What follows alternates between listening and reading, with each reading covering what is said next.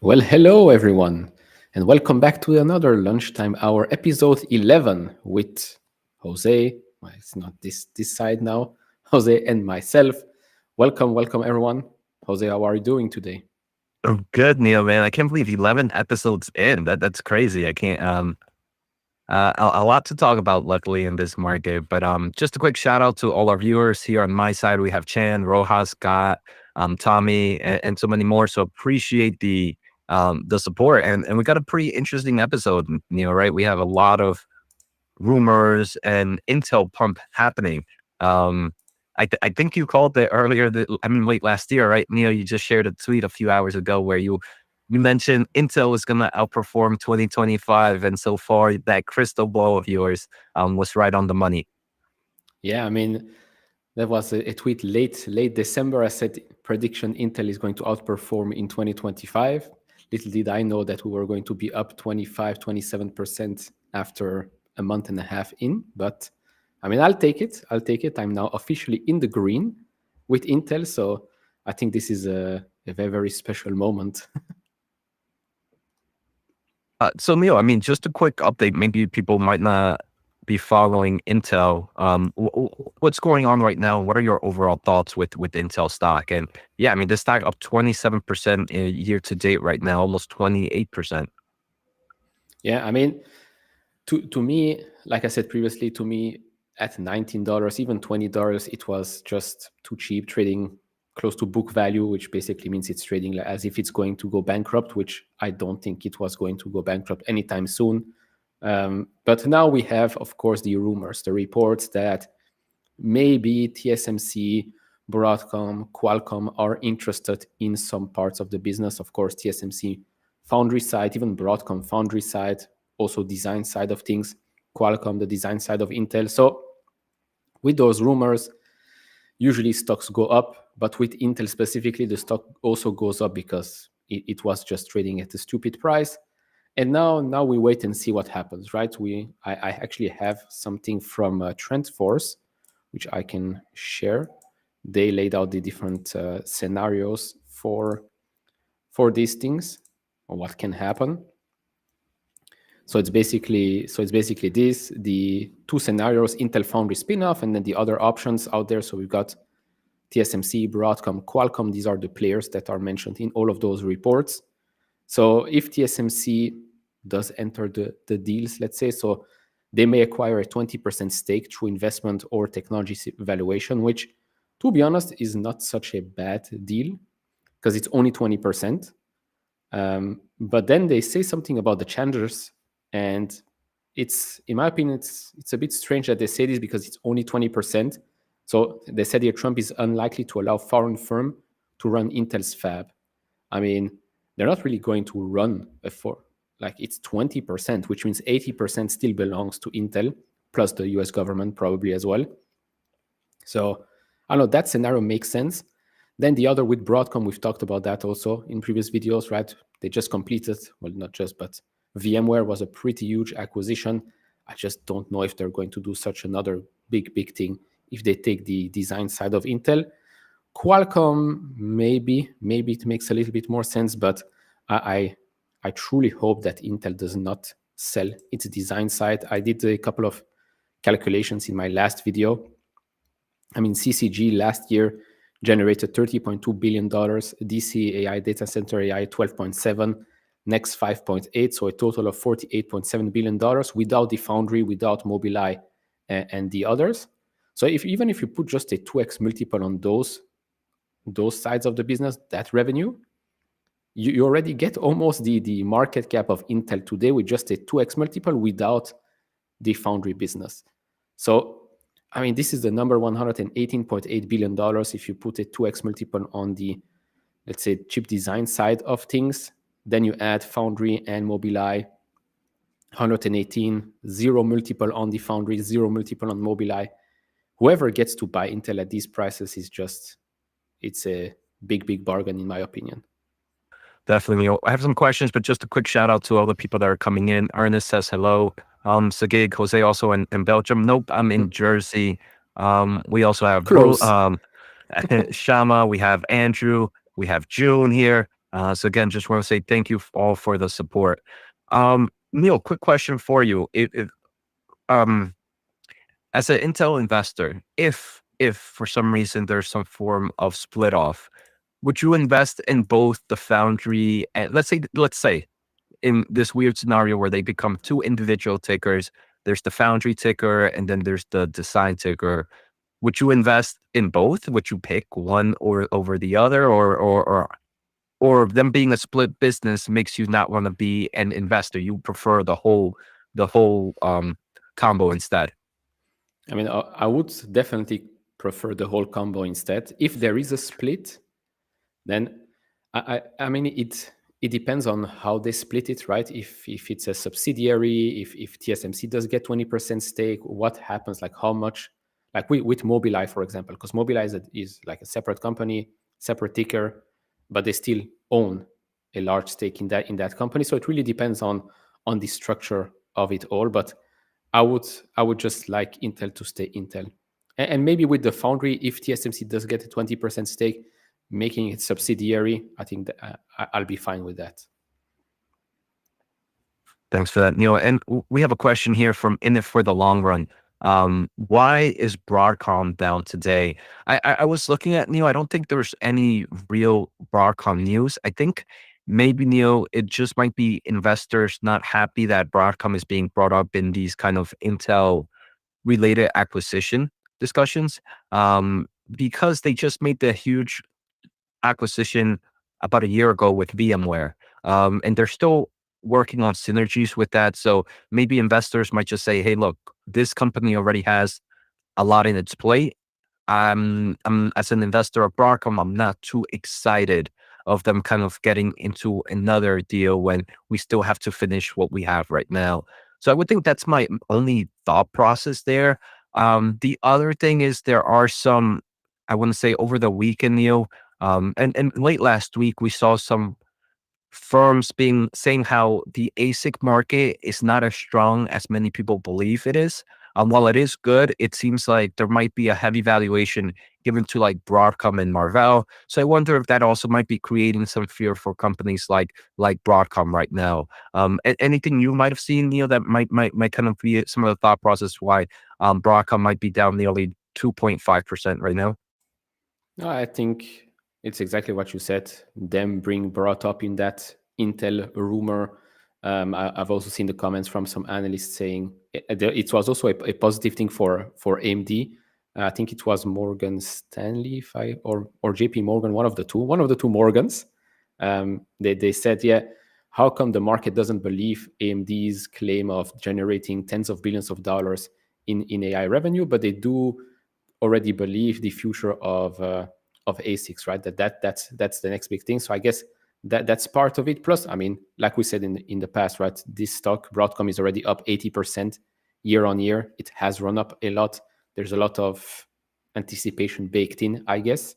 Plus, they do report earnings at the start of March, so we'll see. We'll see what happens.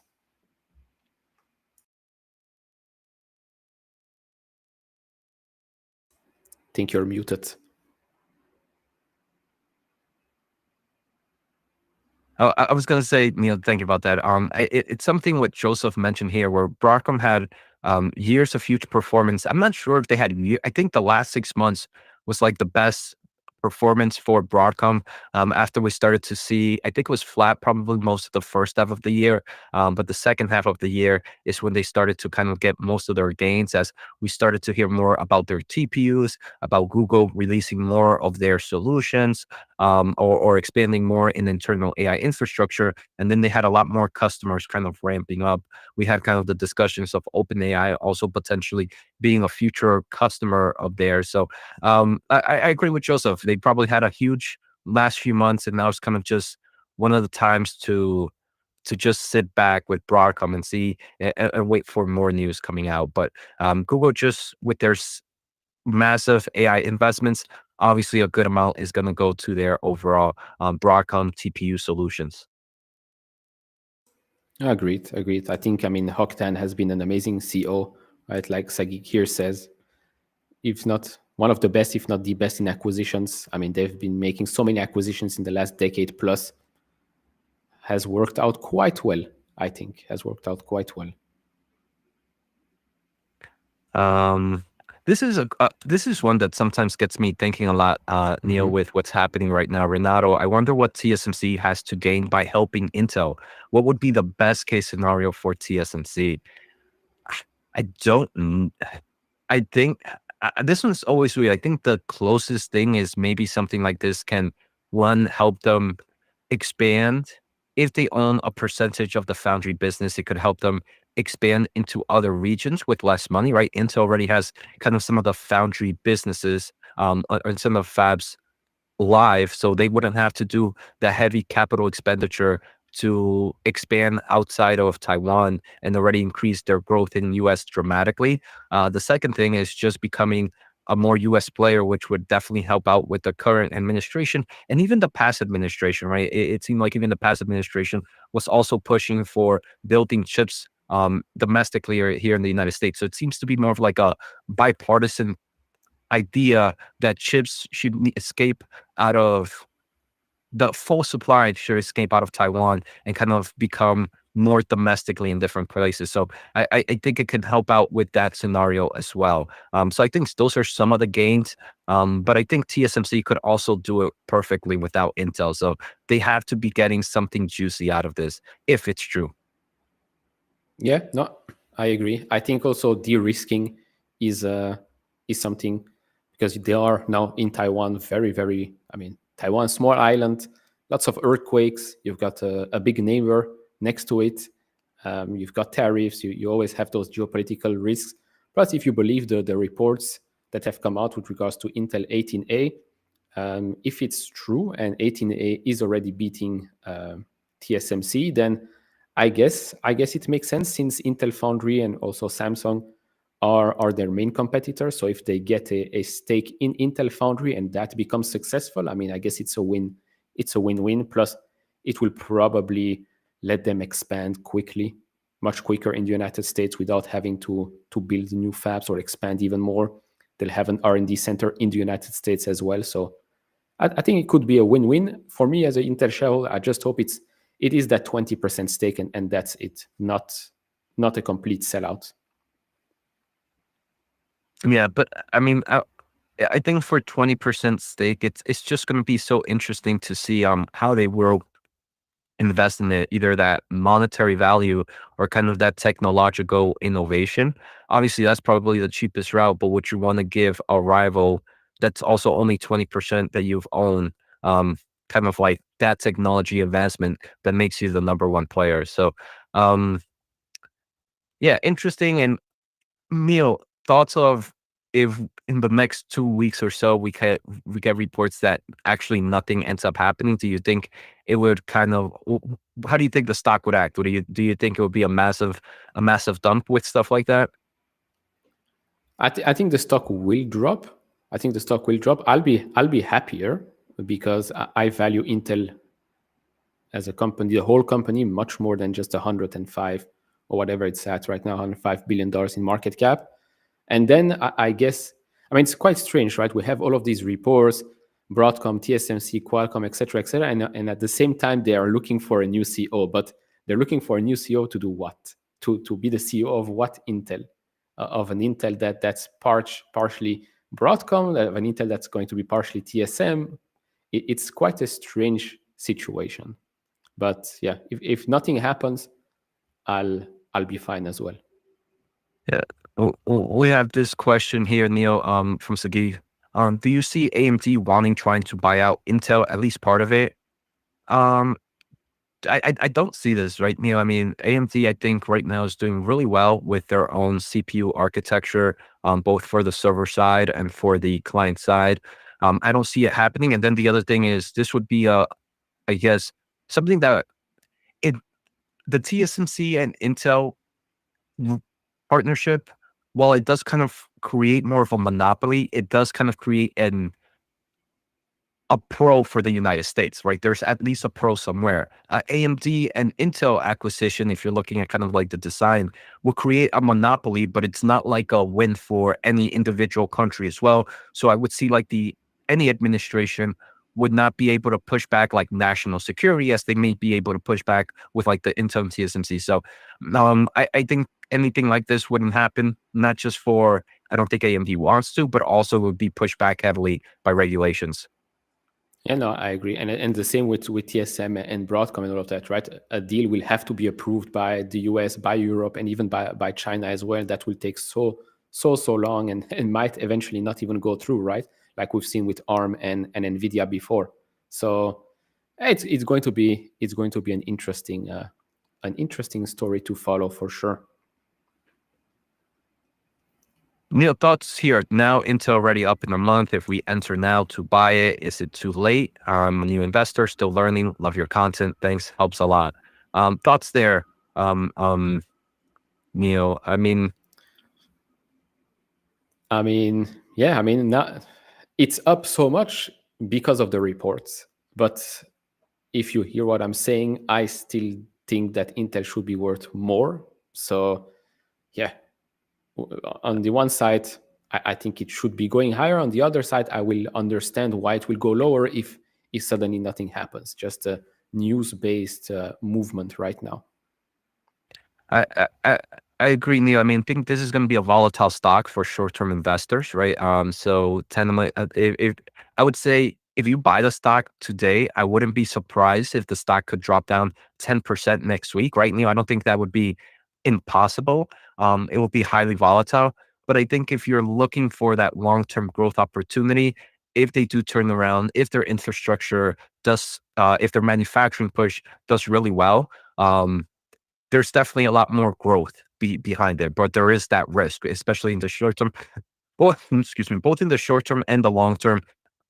Excuse me. I think in the long term, you still have the risk of how successful it will be. And obviously, the earnings might be showcasing that, hey, look, 18A is doing really good. We're seeing good results. So you kind of have evidence that they're doing good direction. But 10, I would say it's just like any other stock. They can go up and down. Um, and it's all how technology evolves. That's about the tech market is innovation needs to happen pretty quickly for you to keep on leading or for you to turn around the story. Yeah, no, I agree. It's funny because before we went live, I watched a Dave 2D on YouTube video, a review of a new laptop, an AMD laptop from Asus or whatever you want to pronounce that. And it has an integrated GPU, their new one with the super long name. And I'll be honest, I mean, if you can't compete with NVIDIA on discrete GPUs, if you if you go the way of integrated GPUs and you can show that much of a performance. It's like it's a tablet-based device, but like he showed, you can run a game like Cyberpunk and get 100 frames or something like that, which is insane. It's insane. Of course, it's not the cheapest one out there, but again, this is the start of something incredible. Like it runs on x86.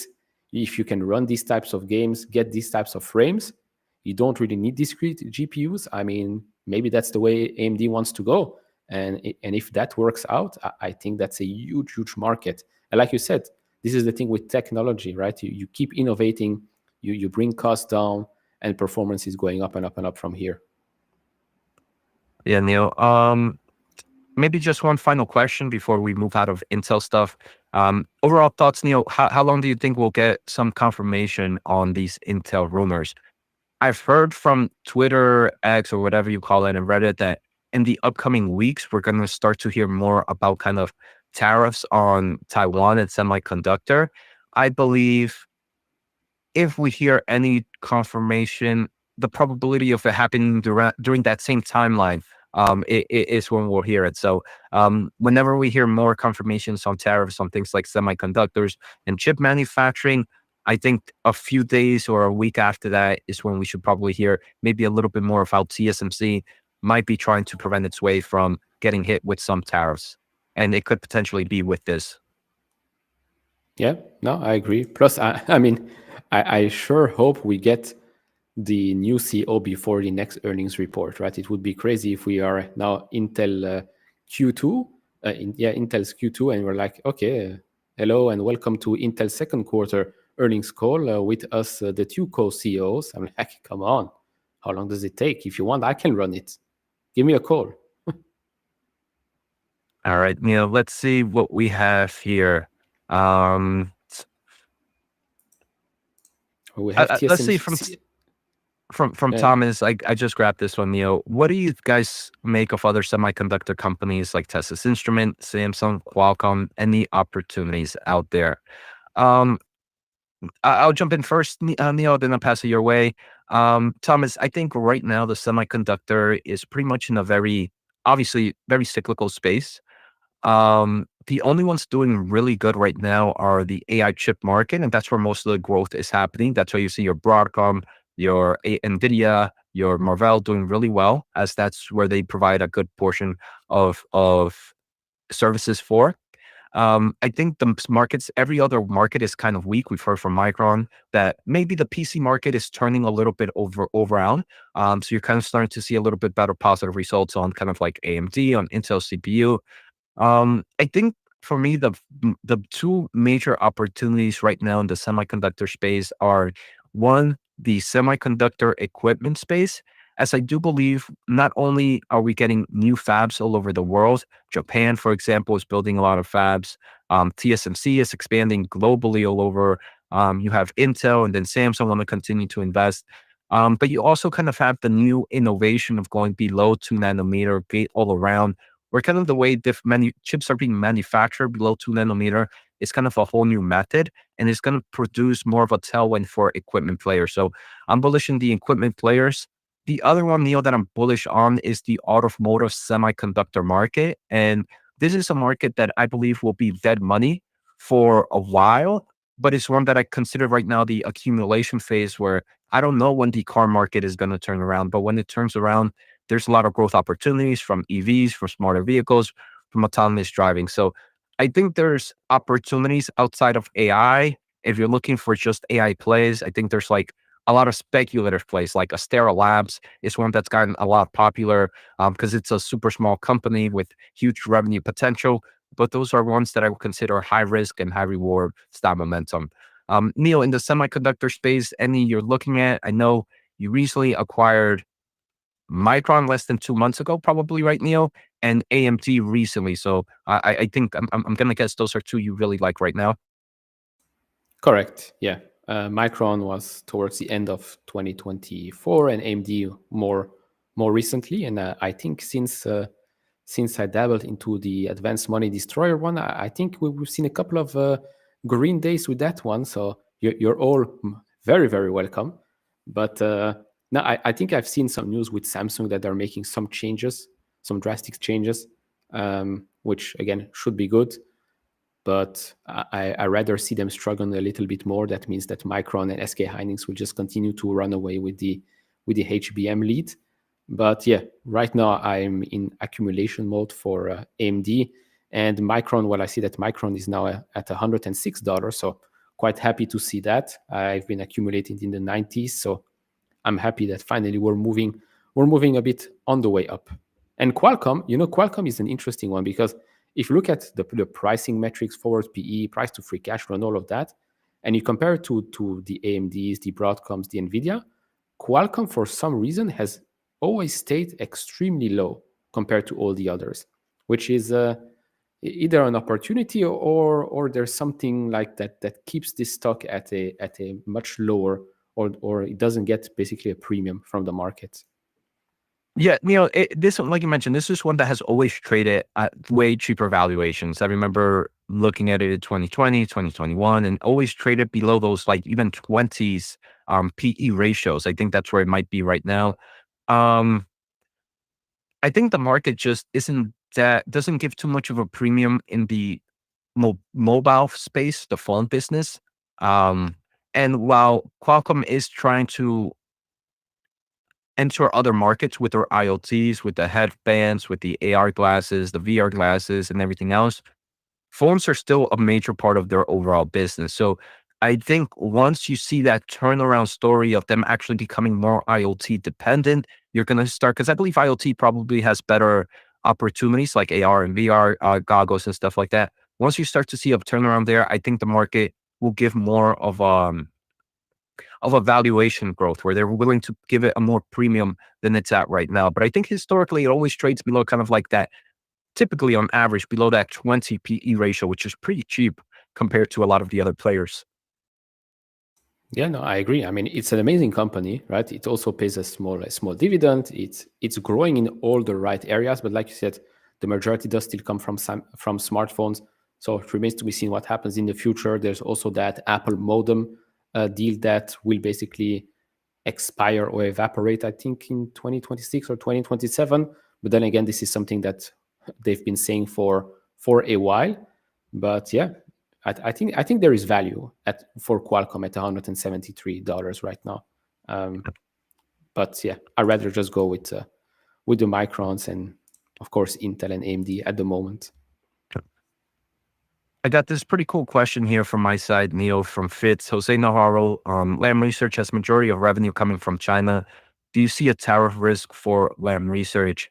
I think one thing we're hearing, Neo, from all semiconductor equipment players is that their dependency of China is going to decrease a lot in the upcoming quarters.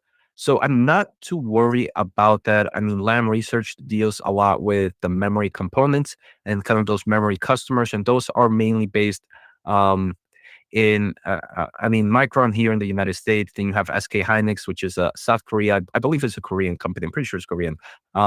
So obviously, you can see kind of that push. Some headwinds. I think the headwinds are short term. I think there's a lot more tailwinds, in my opinion, for Lam Research and for the overall semiconductor market. So in the short term, I do believe stuff like tariffs and other export restrictions can create volatility for Lam Research. But I'm still pretty much someone who enjoys the stock as a long term investor. Agreed. Let's see. We have, yeah. Do you have a position in Alphabet, Google? I do, Neil. And is it really at 183 right now? Let's see. It wouldn't surprise me, to be honest. Yes, it is.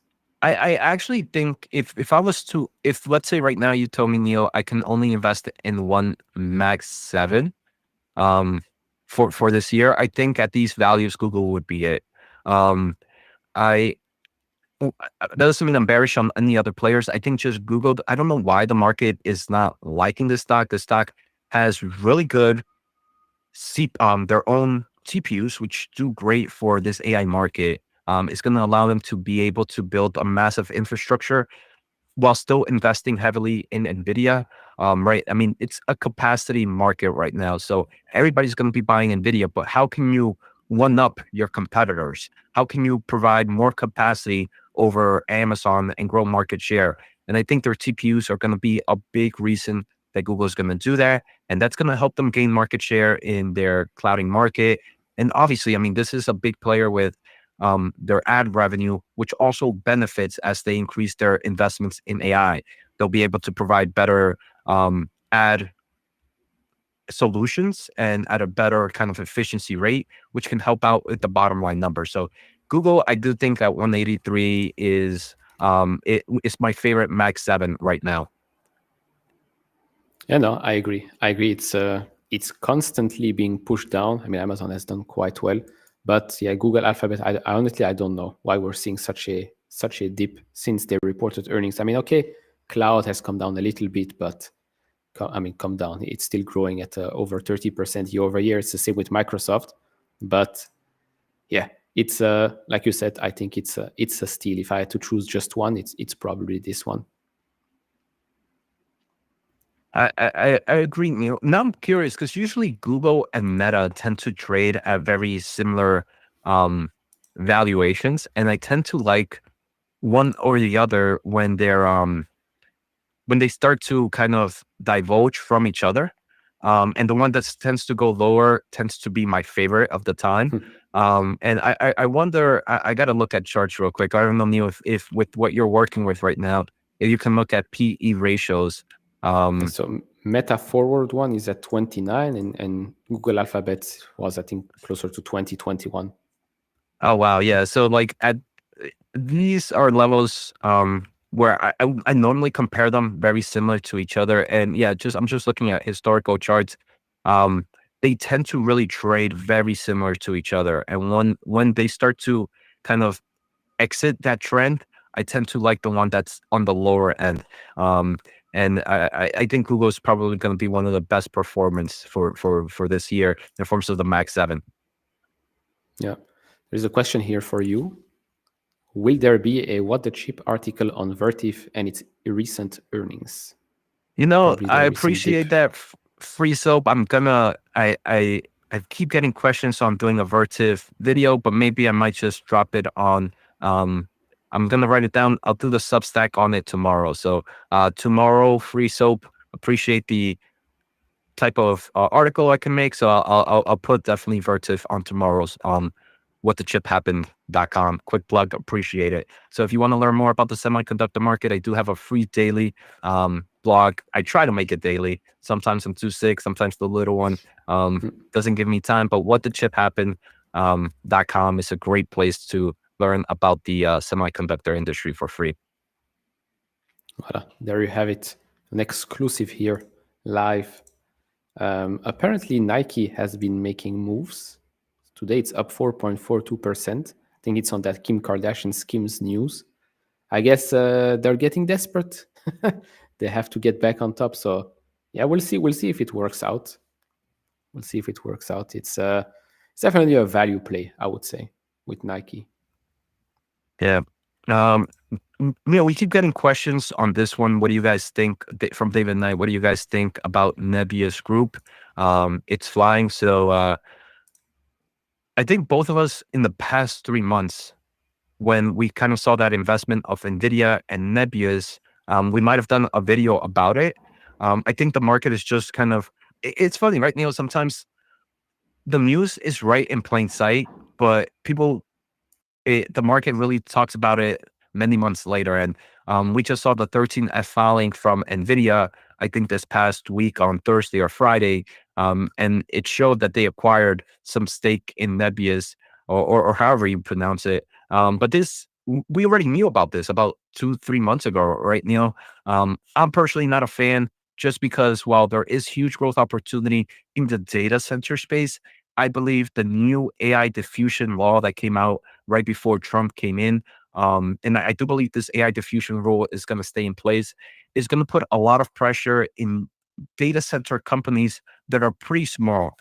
It's really good for the data center companies that are really big, like your Microsoft, your Google, your other US-based players. But for the smaller players that are just starting off, I think it might kind of create a lot of headwinds for them and not a lot of much growth opportunity. So personally, it's one of those trading vehicles, I would say, right now. I think as an investment is not my cup of tea. And any thought there's Neil? No, I mean, like you said, I mean, we've known about that Nvidia investment. I mean, months ago, months ago. I can't remember when was the first time we did a video about that. So it's quite funny that now people notice it, but then again, okay, I guess it's like a herd mentality when 13Fs go out, like, oh, Nvidia invest. I'm like, yeah, but this was already announced. I think we can actually see this here. And June corrected me. She thinks it's Nebus. I'm gonna start going with Nebus instead. Nebius. Yeah, this was already like at the start of December. This was known. Like Nvidia was part of the $700 million funding round for Nebius. So yeah, I don't know why people are now only noticing it, but then again, I guess that's how the market works. I actually I mean, their growth goals are extremely aggressive, and I think they'll report earnings in the next 2 days or so. So we're going to hear a little bit more about well, the guidance for the year and whatnot. So we'll see. It's an interesting one. I mean, I made a video, 2 videos about it. Every time I make a video, this thing just goes up and up and up like crazy. Like after DeepSeek, it went down 37%. It almost doubled since. So pretty insane. Yeah, I think this is gonna be, and the thing is, like, we some of these stocks can continue to go up, but that doesn't. If the stock continues to go up, I'm not going to be mad that I missed it. It's just it doesn't fit my risk to reward ratio. I think there's just too much risk behind it. So while the stock can continue to go up, I understand that it's just not something I can probably stomach buying a good position in and just riding it over time. Yeah, can't catch them all, right? Can't catch them Yeah. all. And June, We I have this. think it's Nebius Group, no? Nebius, Nebus, Nebius. I don't know. I guess we'll have to wait. In the earnings call, they'll have Yes, to mention the name of the company. We have this question here, ASML, Neil. 750 thoughts on this stock.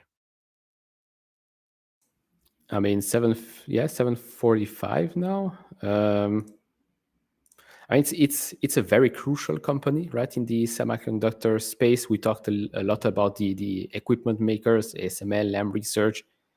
It's one that if did not exist, there is not going to be any TSMC with advanced packaging. There's not going to be any NVIDIA either. So it's a very, very crucial company. But I guess there still is a little bit of weakness in the equipment makers in the semiconductor industry. But if you go back and you listen at the last earnings call, I think management laid out an investor day last year. Management did lay out a long-term roadmap, which I do think they're going to achieve it and maybe even overachieve, as always, because it's an amazing company with great management. Yeah, Neil, I mean, the PE ratio, I was just looking for PE ratio sitting at 29.87. That's usually one of the cheapest I've seen in a while, in a long time. I'm kind of looking at charts here real quick. From the data it has, at least cheaper than most since 2022. Um, and normally you kind of get it in those low 30s. So 29.4 PE ratio is definitely pretty cheap for the space.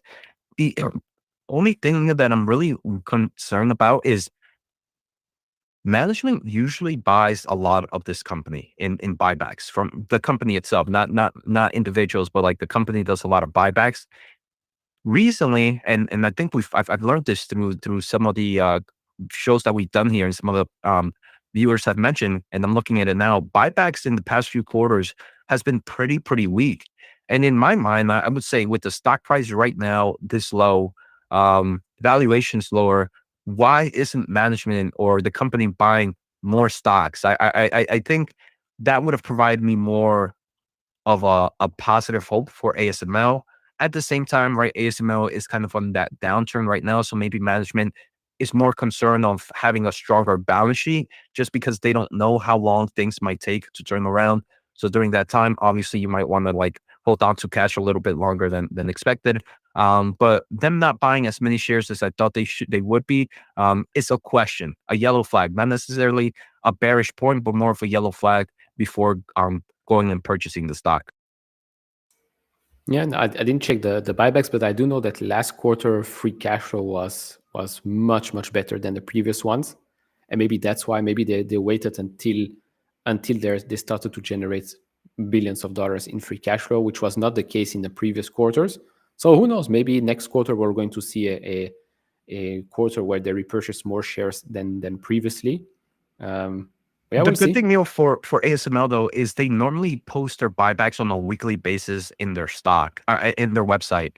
So they sometimes they're buying on a daily basis. So I'm gonna try to find the website here to see if they already have some of the buybacks that they meant for that they've done maybe in the past few weeks. They've seen them increase there. Okay. And then maybe you can, if there are any changes on the pricing of NVIDIA's H100s and stuff like that from the cloud providers, the pricing, if that has changed. I know you wanted to track that. If that has changed, if there's something interesting, I think you can share that as well. In the meantime, let me scroll through the chat and see if we missed something. Let's see.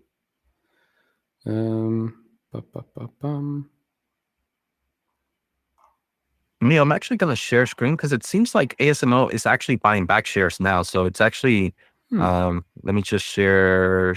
I forget how to do share screen. Apparently, if you press H, it should work. Thank you. That was perfect. Can you see Neil? Yep. All right. So we can see most of December, Neil, on a weekly basis, they didn't buy back any shares. But here starting January, the end of January, they bought about 181,000 shares at 714. They bought nearly 500,000 shares at 707. And then on this most past recent week, they bought also another almost 500,000 shares at 723. So now I think the money is there, is turned around. And maybe this is something we should check out every week or so, Neil, because they do share this on a weekly basis of their buybacks. But ASML now buying shares after they kind of had this shutdown for a few months. As long as we can see, most of January they didn't buy back shares, and all of the December they didn't buy shares. But at 750, now they have the buybacks. That yellow flag I mentioned now is probably a green flag in my opinion. Yeah, that was a quick turnaround of the flags there. We go from yellow to green. We can continue the race, so we're good to go. There is yesterday I did a wait. Why aren't we going back to the? Let me see. Yesterday I did a live stream. We talked a little bit about Opal Fuels. I don't know if you heard about that company, but it was a company that was trading at a forward PE of I think 1.9 or something like that, and like expected to grow quite quickly. So Ernest here with the explanation: Opal Fuels low valuation mostly due to bad sentiment in renewables and risk of Trump rolling back renewables incentives. Trump wants to drop global oil prices to hurt Russia's revenue. So I guess the uncertainty is what is dragging the stock down. But it was insane when I saw the forward PE, I saw the growth rates for revenue and EPS. I was like, did we just find here a potential multi-bagger? I mean, still, even with the risk, it's quite cheap in my opinion. Yeah, Neil, man, that's a market I definitely wouldn't. I think it's just sad. I know they always say the best investments are always the boring investments, but that's just way too boring for me. No, understandable. I mean, for me too, I was just looking and I was like quite mind blown. Like a forward P of 1.9 is quite something, right? Agree. Let's see. Do we have anything else that we might have missed? We have Rofas here. You guys love Google too much. I'm still waiting for that Yahoo comeback. I mean, I think Yahoo Finance is really good. I think that's the only Yahoo I've ever used, Yahoo Finance. So if Yahoo Finance does an individual Tigger, maybe that's one I would enjoy. Yeah, I mean, it's still quite popular in Japan. We missed this one, Neil. Alan, about a few minutes ago, mentioned, would you invest in EDA chip design software IP companies to take advantage of the AI wave and the automotive wave when it hits? Alan, I think I, just the overall growth in AI chips and everybody investing in designing their own AI chip, and then just the next generation of chips being generated. Uh, for example, NVIDIA, they probably have so many different design teams working on architectures that allows them to design various amount of chips. I would enjoy the software space. This is usually an expensive market in the semiconductor space. Like your Cadence, your Synopsys, um, are are both pretty expensive in PE ratios. I feel like they always trade like closer to like that 50 to 40. But normally I feel like most mature software companies tend to trade around those PE ratios. Um, right now, would I buy like a heavy position? I don't, I don't know, but I definitely see the growth opportunity behind them. And the great thing, Neil, is both of them are kind of trying to find their own niche in something. One of them is kind of focusing a little bit more in kind of like biomaterials and bioscience. And I forget what the other one is focusing also in, where simulations and kind of the analytics that are used in chips design can also kind of enter into other market opportunities. So both definitely have growth opportunities outside of the chip space as well. So Cadence and Synopsys, I think I enjoyed Synopsys a little bit more. Um, and Neil, do we have a price on Synopsys real quick? I think ticker is SNPS. In the low 500s, I really do enjoy this one. After earnings, they kind of hit like that 505. But unfortunately, I talked about it too much that I didn't get to add. Right now, I like this more of like a dollar cost average opportunity right now for Synopsys. Very interesting. Now that we're talking about IP and stuff like that, what do you make of the ARM report that came out last week? That ARM is basically willing to compete with its own customers, right? And with Meta already, uh, according to the report, Meta is already on board with that plan. What do you think? Do you think it's smart? What do you think will happen? I think I'm hoping it's not true. And I'm just going to show that, oops, Ah, sorry. There you go. So, I think it sucks if this is true because it definitely hurts their it hurts their customers, right? Like if I was in Amazon developing my own Graviton and I came up with some cool solution, how do I know US ARM didn't? Obviously, there's a lot of safety and stuff happening behind it, but it's like there's still that wonder, like, how do I know you didn't use some of my designs that I did on Graviton um, to help make this meta chip? And now you're making a chip that you're gonna sell to my competitors. Like, it I'm hoping that it's the rumors are wrong. What I believe is more the case, Neil, is ARM has this thing called Compute Subsystem Program, where they help kind of create around 50% of the chip. They help a lot with like the Neo Core verse um, cores, but there's still like 40 and 50% of the other chip that are customizable, where the player can include their own stuff. Now, this would I wonder if it's just like a better version of that, where now it's more than 50%. It's like about 75% of the chip is now made, pre-made already. And now Meta just needs to finish that last 25%. I think it's more like that. It's maybe a better version of their compute subsystem if they are actually designing their own chip, where it's like a complete chip and Meta just buys it right off the bat. I wouldn't be a huge fan of that. I think they're stepping in their customers' toes if they do that.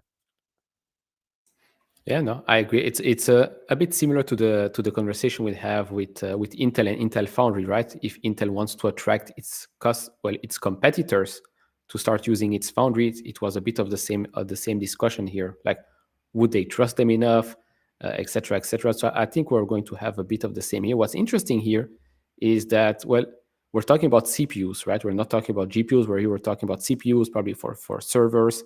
So for people that think that CPUs are dead, I think CPU will make the big comeback in the second half of the decade, because I do think that now, especially after DeepSeek, right, we we can see that CPUs might not be disappearing quite as quickly as Jensen said. Of course, Jensen has to say that the GPU will just take over everything, but I do think that we're going to see some strength with CPUs.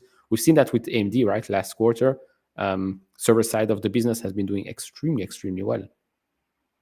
And now, just to the second part of this question, will it hurt AMD? I don't think so. I mean, I think AMD has been competitive against all their, or Intel, right? They've been competitive against all the big companies developing their own CPUs. Um, Obviously, it eats up the total addressable market, or the serviceable available market, addressable market. But I think AMD, and at least AMD, can definitely continue to grow in the server CPU business. Um, but yeah, I don't think ARM should push into this. I would be very much against it if I was someone in there. Agreed. Do you have, this comes from Wilson. For ASML, I rarely see content creator talk about competitors using different methods like DUV. Probably one of the competitors, right, is Kodak, I think. Yeah. But I don't know. I mean, obviously ASML also has their own DUV machines. I don't know if, I mean, I think if you're in the advanced manufacturing of chips, you're going to want to have ASML. I mean, they're the only ones really creating EUVs. Um, DUVs can be used to kind of create smaller chips. I mean, we've kind of seen it in the past with SMIC, the manufacturing in China company. But something like that reduces the yields dramatically. And no matter how well you are, you're not going to get the same yields as EUV. So I really wouldn't be too worried about competitors. I mean, at the end of the day, if you're a huge manufacturing company and you're going to continue to invest, I personally, in my supply chain line, Neil, would want to run the same machine over and over again. And I'm pretty sure ASML, their DUV machines and their EUV machines, while they're completely different, the way to run it, an operator, for example, it might be very similar. And that's what you want, right? Where you can have an operator kind of run a DUV machine, and then if you need them running an EUV machine, the systems, the interface, everything is kind of similar. So like that, it's less training. And as a manufacturing business, you're going to want to do that. So instead of cheaping out and buying maybe a competitor, I would want to play with the best play, just how we see with NVIDIA right now, because it helps standardize a lot of the things. So I really wouldn't be too much worried about competitors, especially in the DUV market. As we're seeing most, I think in the future, we're going to continue to progress more in the EUV market. No, agreed. If you want to go and advance the technology even more, we're going to go lower and lower, 1 nanometer or less. It's EUVs, it's lithography, it's nothing else, and that you will have to go to ASML, unless there is a secret company that comes out with something much better. We didn't touch on this little gem right here, Supermicro. Supermicro is also up 75% year to date already, in anticipation of, well, when is it? 1 week from today. 1 week up from today is the deadline for them to finally file the missing files from August 2024. So do you think the market knows something and that's why it's up? Or do you think this is because of the fiscal year 26 $40 billion guidance, or this is the pump before the dump? I think the market is somehow correlating that as we get closer to it and we don't hear any bad news, then that's good news. So every day closer and closer, since they haven't said, hey, look, we're looking for a delay right now. We're looking for an extension, even though I don't think they can. But as long as they're not hearing bad news, I think the market is now in the probability chart is increasing the chances of good news happening, and the price is just following suit. I don't know the market really knows, but I think they know. Yeah, no, and they can't get any extra delay or whatnot. It's 25th or nothing. So yeah, I guess it's, if they don't release a press release that says we will not file on time, then I guess the market thinks that it means that they will file before the deadline. And I mean, if they do file, let's say, I don't know, tomorrow or Friday or whatnot, because if they don't file Friday, that's going to be a super long weekend, because then they only have Monday.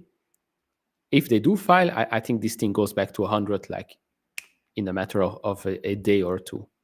I agree, Neil. And I think this company is so notorious of being late. Um, and sometimes I feel like they don't really care about their investors. That this is a company that if they're going to share news, it's going to be that over the weekend, being good or bad, where they'll give their update when the stock is not trading. And I'm not a fan of that investment, of that management style. But I think no matter if it was good or bad news, we're not going to hear it till the weekend or at least the final hour of their extension line. Yeah, I mean, it's to be honest, it's quite crazy, right? Because it's a company with a market cap of $28 billion. And Yeah, and I agree with you, Leo. I feel like if they do give a positive reaction, this is a stock that can. If you told me doubles on that news, I wouldn't say no way. It's definitely, I think, possible. yeah, I mean, for sure. I mean, doubling would mean what, $60 billion in market cap. If they do achieve their fiscal year 26 revenue guidance, that's, I mean, it's not even 2x price to sales, even with the low margin. Yeah. Now would this kind of go with, let's say you're SMCI, right, Neil, and you know you're gonna file on the last minute and you're waiting for the last minute. But during this time you start accumulating shares. Is that against the law? Is that like is that SMCI? Can they buy right now? Because obviously they know if they do return, um, if they do the list, this is a stock that's gonna, I would say, double. And I mean that would be the greatest investment for them, in forms of way to build cash. But the ethics behind it, is this legal? What is there any repercussions to something like that? I mean, we know that before earnings, there is like a blackout period. You cannot do anything. So I would assume there is something similar in these situations, but I don't know. I don't know. It would be crazy. It would be crazy if you're allowed to do so, because it's a no brainer, right? It's a no brainer. Of course, you're going to buy if you know you're going to file on time. It's easy money. Hey, Mark here saying friends and family can. It's like PayPal's friends and family. You don't have to pay the fees. But then, I mean, I guess they can say the excuse that in the last earnings, they still mentioned that they believe with everything they have right now that they're gonna fall on time. So I think that's a way for them to, we've been saying it, like, I don't know how much more we could have done, but we've been saying that we were gonna do it. Yeah, it's not like we said it before and we failed to do so, but this time we will file on time, even though we said the same thing in November. Yeah. So here from Alan mentioned, is SMCI a scam? I don't think it's a scam in a product, right? I mean, we've seen they've have an actual product. We've seen XAI. They have a lot of big customers. I think the biggest thing is just management seems to be a bit iffy. Um, and yeah, I don't think it's a scam, but it's still more of a trading vehicle. It's a very volatile stock. I'm not a fan of how management has done stuff. I've always kind of not liked their CEO, Neil. I don't know if it's like if it's because of a language barrier thing, but I feel like every time he goes in an interview or anything, he sounds more like a salesman than a CEO kind of telling me about the business. And that has always rubbed me the wrong way. It's like he's trying to sell me a used vehicle, even though I know the product they have is pretty good. But I'm just not a fan of his CEO style when kind of doing interviews in public. No, I agree. Maybe it's also a language thing, but then again, the CFO on the earnings call, I mean, both of them when they talk, I don't know, it doesn't sound good. It doesn't sound natural. There is like this, well, we're trying to sell you something here, but I don't know, like answer the damn question. I'm not asking you to sell me a bottle of Coke or something like that. Just answer the question. No, he has to turn it around, and I mean, we'll see. We have to wait one week. It's going to be quite an interesting live episode next week. Oh yeah, next week we have Nvidia earnings, we have Supermicro stuff, and that's pretty much the market. But Maybe Yeah, Snowflake, I think, as well. oh, Snowflake, yes. So Neil, AI money, Rick, want to we didn't cover AMD, but any thoughts on AMD right now? I know you just purchased. I'm a holder of AMD. I'm bullish for them. I think someone mentioned what is the stock, a semiconductor stock, I believe will outperform 2025. I think AMD is going to be that stock, Neil. I think maybe the first half might not be as strong.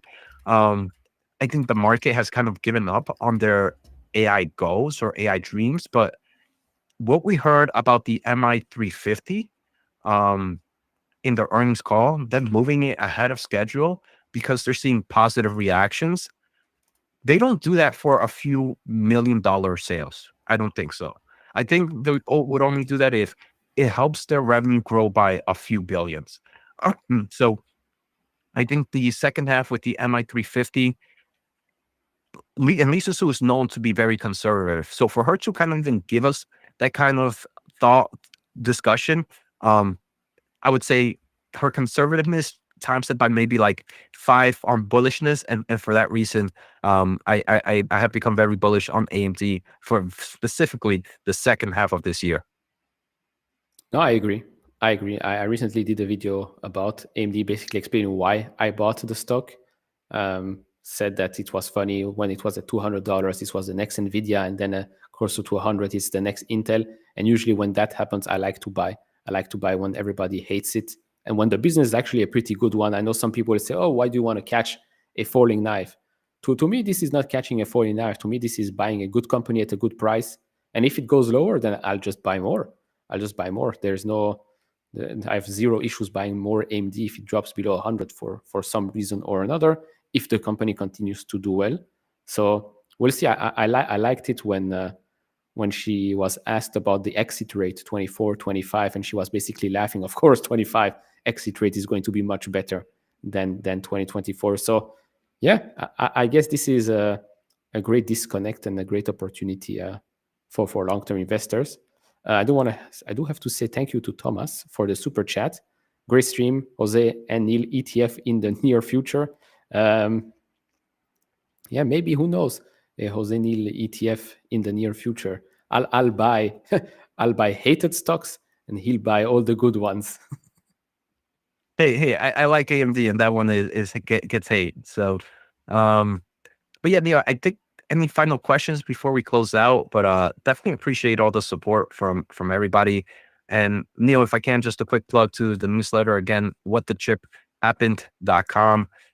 Free daily, like I mentioned, almost daily semiconductor news. And today, thanks to I forget who it was, I'll add Vertiv as a portion for tomorrow's article.